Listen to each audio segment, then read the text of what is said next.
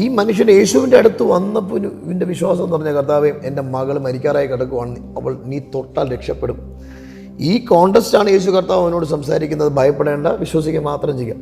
ഞാൻ ദൈവത്തോട് ചോദിച്ചൊരു ചോദ്യം ഈ ഭാഗം ധ്യാനിക്കുമ്പോൾ, വിശ്വസിക്കാൻ വേണ്ടി കർത്താവ് പ്രസംഗിച്ചില്ലല്ലോ. അപ്പോൾ അതിൻ്റെ അർത്ഥം വിശ്വസിക്കാൻ വേണ്ടി പ്രസംഗിക്കേണ്ട, വിശ്വസിക്കാൻ വേണ്ടി 1 മണിക്കൂർ പ്രസംഗിക്കേണ്ട.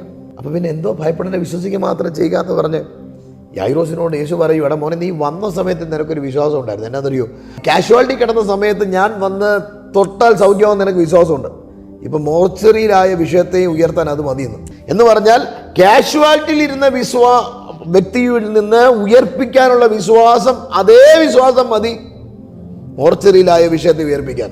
ആരോടോ ദൈവാത്മാവ് ഇടപെടുക. കഴിഞ്ഞൊരു വർഷം വരെ കുഴപ്പമില്ലായിരുന്നു. ഇപ്പോൾ അതിൻ്റെ സാഹചര്യം അത് കൂടി മൂർധന്യാവസ്ഥയായി, ഭയങ്കരമായിട്ടത് വിഷയം വൾഗറായി, പരസ്യ കോലമായി, പേര് നഷ്ടപ്പെടുന്ന അനുഭവമായി, ഒരുപാട് ഒറ്റപ്പെടുന്ന അനുഭവമായി. കർത്താവ് പറയുക, ഭയപ്പെടേണ്ട, നീ വിശ്വസിക്കുക മാത്രം ചെയ്യും. ഈ വചനം നിങ്ങളെ ആശ്വസിപ്പിക്കട്ടെ. ഈ വചനം നിങ്ങളെ വെറുതെ ആശ്വസിപ്പിക്കുകയല്ല, നിങ്ങളെ ഉയർപ്പിക്കട്ടെ.